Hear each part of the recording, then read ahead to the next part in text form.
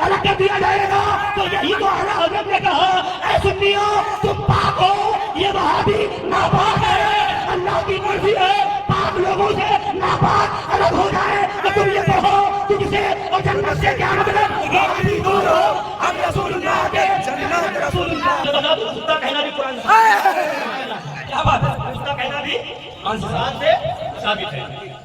مولوی تھا آپ نے سنا ہوگا حضور سرکار چلے ہندوستان کی تقریر ہوگی کہ ایک مولوی گزرا ہے بلعام باعور کل قیامت کے دن وہ کتے کی شکل میں جہنم میں جائے گا اور قطمیر کتا اس مولوی کی شکل میں جنت میں جائے گا سمجھ رہے وہ مولوی بلعام باعور کون تھا سنیے بنی اسرائیلیوں میں تھا وہ مستجاب الدعوات تھا اور اس کے پاس اسم اعظم تھا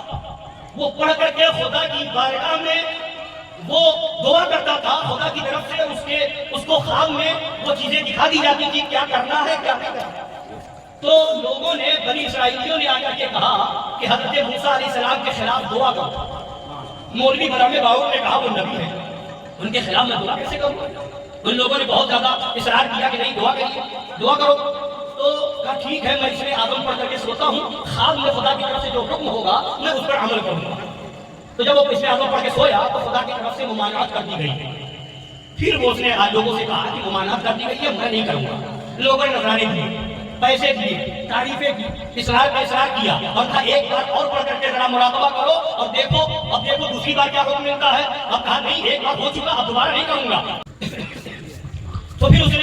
سے کہا گیا کہ دوبارہ پڑھ لو دوبارہ دیکھو کیا حکم آتا ہے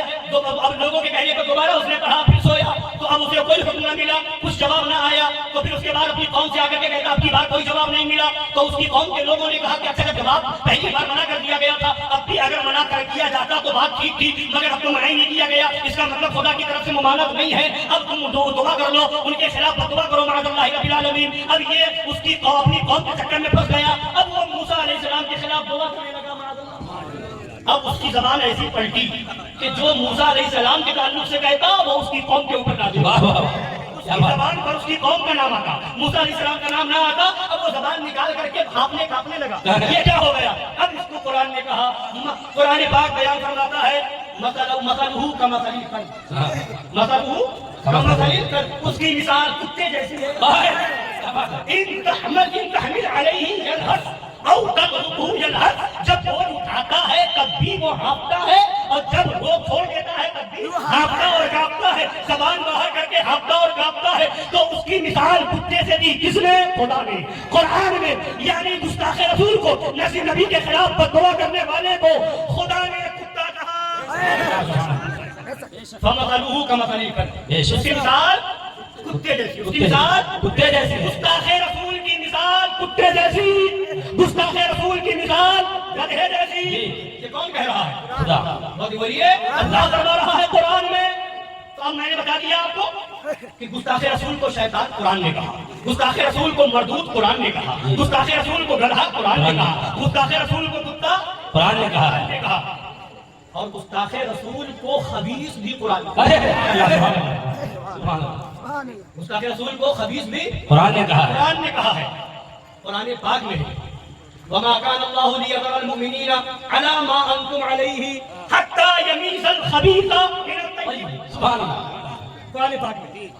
ہے نا اللہ کی یہ شان نہیں کہ اے مسلمانوں اے مومنوں تمہیں چھوڑ دے اسی حال پر جس پر تم ہو منافقین ملے ہوئے تھے نا منافقین جو تھے مسلمانوں میں گھسے ہوئے تھے مسلمانوں میں منافق گھسے ہوئے تھے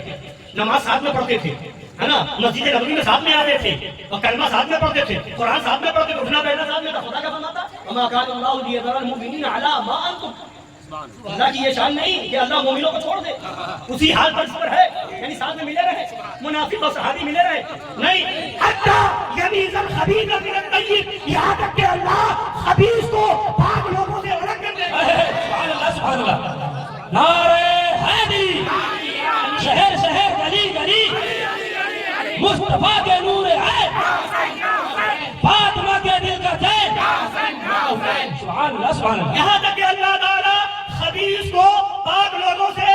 الگ کر دے گا یعنی منافقین خبیث ہے صحابہ پاک لوگ ہیں تو اللہ کو یہ گوارا نہیں کہ میرے نبی کے سچے چاہنے والوں میں یہ جھوٹے منافق جھوٹے لوگ یہ منافقین گھسے ہوئے رہے، اللہ کی یہ مرضی نہیں، پاک سے ناپاک کو الگ کر دیا جائے گا۔ تو یہی تو اعلیٰ حضرت نے کہا، اے سنیو تم پاک ہو، یہ وہابی ناپاک ہے، اللہ کی مرضی ہے پاک لوگوں سے ناپاک الگ ہو جائے۔ تو تم یہ پڑھو، تجھ سے اور جنت سے کیا مطلب؟